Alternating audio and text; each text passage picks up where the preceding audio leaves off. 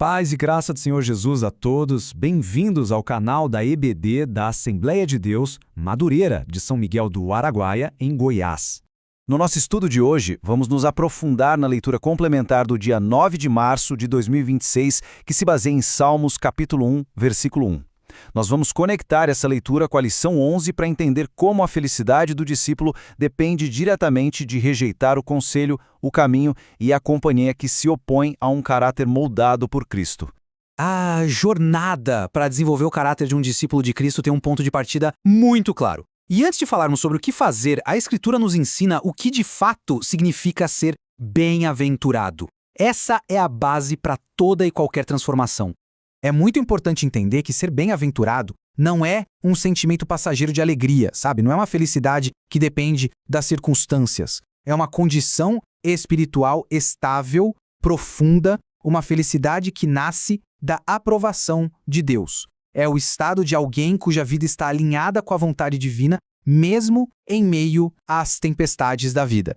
Este aqui é o nosso texto fundamental. E percebam um detalhe muito interessante. A descrição do homem abençoado por Deus começa com a série de coisas que ele não faz.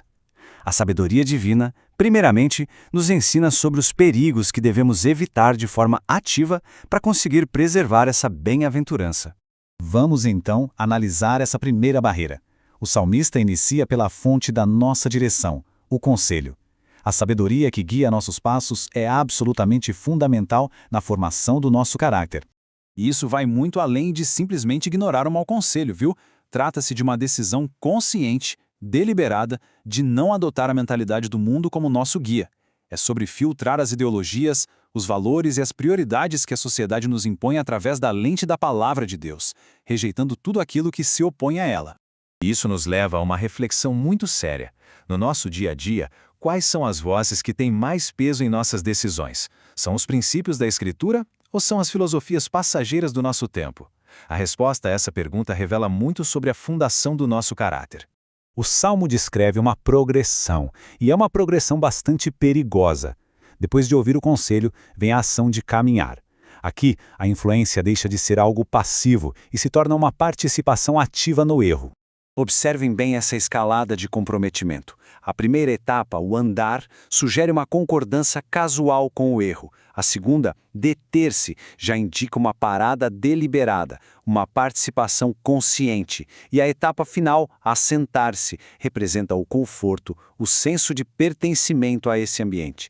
É um declínio gradual, mas com consequências devastadoras. A lição nos lembra do exemplo de Zaqueu. O encontro dele com Jesus provocou uma mudança instantânea. Ele não apenas abandonou seu caminho, mas demonstrou uma inversão completa de valores. A mentalidade de explorar e acumular deu lugar a um caráter de restauração e generosidade. Essa é a evidência de uma transformação real, que vai muito além das palavras. Chegamos agora ao estágio mais profundo e perigoso de comprometimento. Aqui não se trata apenas de ouvir ou participar, mas de buscar comunhão e identidade com aqueles que ativamente desprezam e zombam das coisas sagradas. Pense bem, o escarnecedor é aquele que trata a fé, a moralidade e a Deus com cinismo, com desprezo.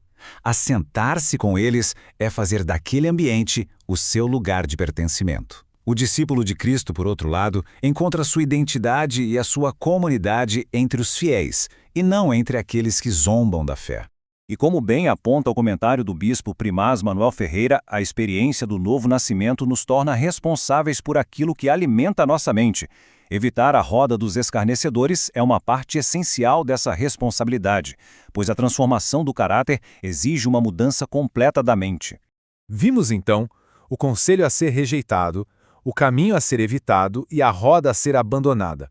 E agora, podemos concluir que evitar esses três perigos não é um mero exercício de seguir regras, entende? É, na verdade, o fruto visível de um caráter que está sendo transformado internamente pelo poder de Deus. A lição 11 nos ensina que o caráter do discípulo é o resultado de uma contínua renovação espiritual. Ele se manifesta externamente em nossas escolhas e atitudes, refletindo a semelhança com Cristo, justamente porque foi moldado pela obediência à sua palavra e por uma genuína mudança de mente e coração.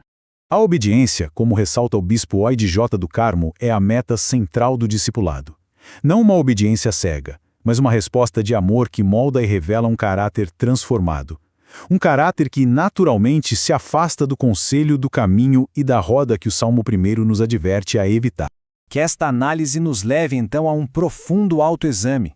Nossas escolhas diárias, aquilo que ouvimos, os lugares por onde andamos e as pessoas com quem nos assentamos, estão de fato alinhadas com o caráter bem-aventurado que Deus deseja formar em cada um de nós? Que a nossa vida seja um testemunho dessa transformação. Que a graça e a paz do Senhor Jesus seja com todos vocês.